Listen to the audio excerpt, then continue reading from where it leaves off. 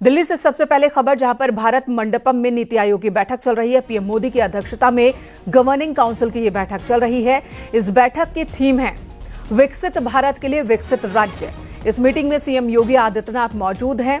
नीति आयोग की बैठक में कई राज्यों के मुख्यमंत्री शामिल हुए हैं। सीएम योगी यूपी की उपलब्धियों का ब्यौरा रखेंगे। 2047 में विकसित भारत के लक्ष्य में यूपी की भूमिका क्या होगी, किस तरह की होगी, इस पर अपनी बात रखेंगे। नीति आयोग की बैठक जो कि शुरू हो चुकी है, पीएम मोदी इसकी अध्यक्षता कर रहे हैं और इस बैठक की थीम है भारत को अगर विकसित बनाना है तो राज्य विकसित होंगी, तभी देश विकसित होगा। और इसी मुद्दे पर नीति आयोग की बैठक के दौरान चर्चा होनी है। संदीप पांडे इस वक्त हमारे सहयोगी जुड़ गए हैं ज्यादा जानकारी के साथ। संदीप, ये बताएं, मीटिंग की शुरुआत हो गई है, विकसित भारत के लिए विकसित राज्य, ये है थीम।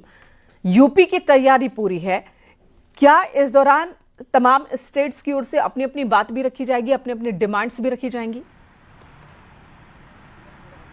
बिल्कुल, प्रधानमंत्री की अध्यक्षता में 10 बजे बैठक शुरू हो गई। इसमें देश के सभी राज्यों के मुख्यमंत्री और केंद्र शासित राज्यों के उपराज्यपाल इस बैठक में मौजूद हैं।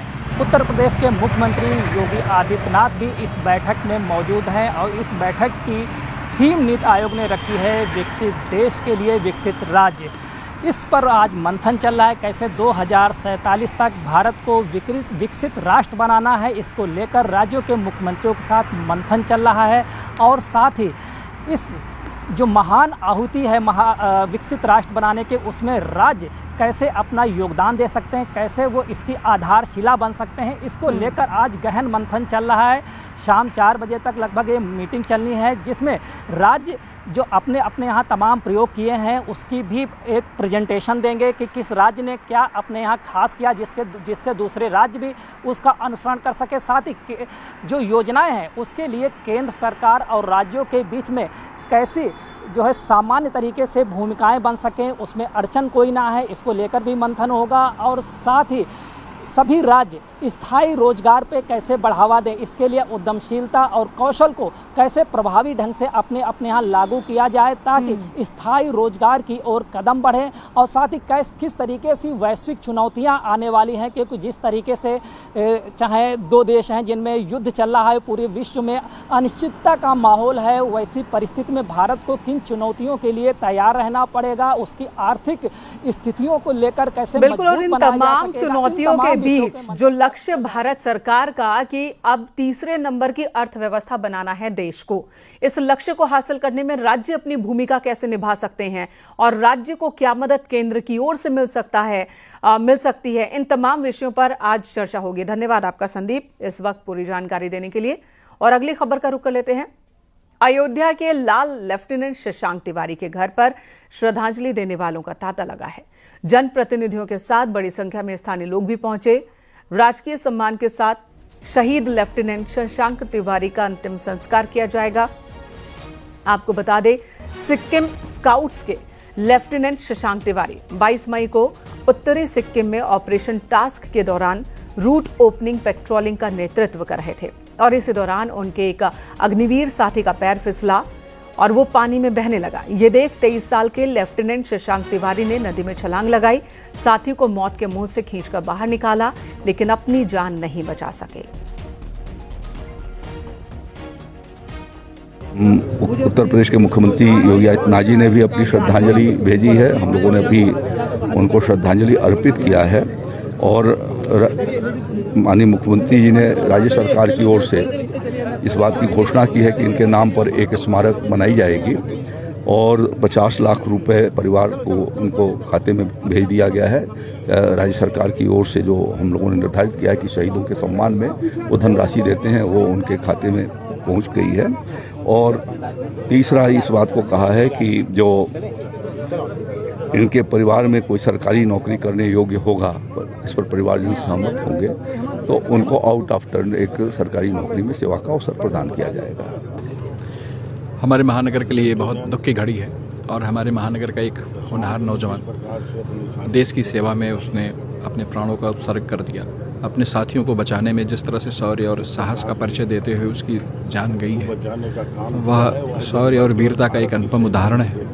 लेकिन हमारे महानगर की एक अपूरणीय क्षति है, और जिस तरह से एक नौजवान अफसर देश की सेवा करते शहीद है हुआ है मेरा पूरा महानगर, और यहाँ के सभी लोग सब बड़ी दुख से, बड़ा सबको कष्ट है, सबको बहुत दुख है, और सब बहुत हृदय की गहराइयों से उनको श्रद्धांजलि दे रहे हैं, और उनके परिवार को इस दुख सहने की क्षमता भगवान प्रदान करें, इसी प्रार्थना करें। माननीय मुख्यमंत्री जी द्वारा कल ही अयोध्या में आगमन पर घोषणा की गई थी कि शहीद लेफ्टिनेंट शशांक तिवारी के पराक्रम के यादों के लिए एक शहीद स्मारक यहाँ पर स्थापित किया जाएगा। साथ ही साथ जो अनुग्रह धनराशि होती है वो कल हमने उनके माताजी के बैंक खाते में ट्रांसफ़र कर दी। आज उसका प्रमाण पत्र भी माननीय मंत्री जी के हाथों से हमने उनको उपलब्ध कराया है। इसके अलावा जो परिवार के सदस्य हैं, अगर उनमें से कोई व्यक्ति सरकारी नौकरी के लिए अप्लाई करता है तो उसको भी हम लोग सरकारी नौकरी उपलब्ध कराएंगे। अयोध्या का लाल लेफ्टिनेंट शशांक तिवारी का पार्थिव शरीर अयोध्या पहुंच चुका है। गमगीन माहौल में लोग शशांक तिवारी को श्रद्धांजलि दे रहे हैं। सेना और जिले के वरिष्ठ अधिकारी मौके पर हैं। इसके साथ ही प्रभारी मंत्री सूर्य प्रताप शाही और तमाम जनप्रतिनिधि और पक्ष विपक्ष के नेता भी मौके पर हैं। जिस तरीके का यहाँ माहौल है, गमगीन माहौल है, और स्थानीय जनता बड़ी संख्या में यहाँ पहुँची है अपने अयोध्या के लाल के आखिरी दर्शन के लिए, और शहीद लेफ्टिनेंट शशांक तिवारी को गमगीन माहौल में अयोध्या श्रद्धांजलि दे रही है। कैमरा पर्सन सर्वेश के साथ निमिष गोस्वामी, न्यूज़ 18 अयोध्या। अमेठी में एक ट्रक ने सड़क किनारे खड़े ट्रक को टक्कर मारी। पीछा करने पर ट्रक पान की गुमटी को टक्कर मारते हुए एक बिल्डिंग में जा घुसा। इस हादसे में ट्रक ड्राइवर की मौत हो गई। हादसा मोहनगंज कोतवाली क्षेत्र के इन्होना रोड तिलोई कस्बे में हुआ है।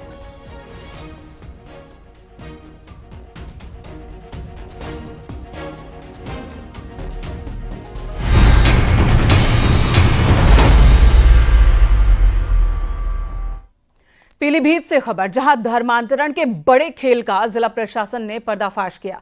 नेपाल से सटे इस इलाके में तकरीबन 3000 लोगों का धर्म परिवर्तन करवाया गया। बताया जा रहा है कि ज्यादातर लोग आर्थिक तौर पर कमजोर हैं। इन्हें पैसों का लालच देकर धर्मांतरण के लिए मजबूर किया गया।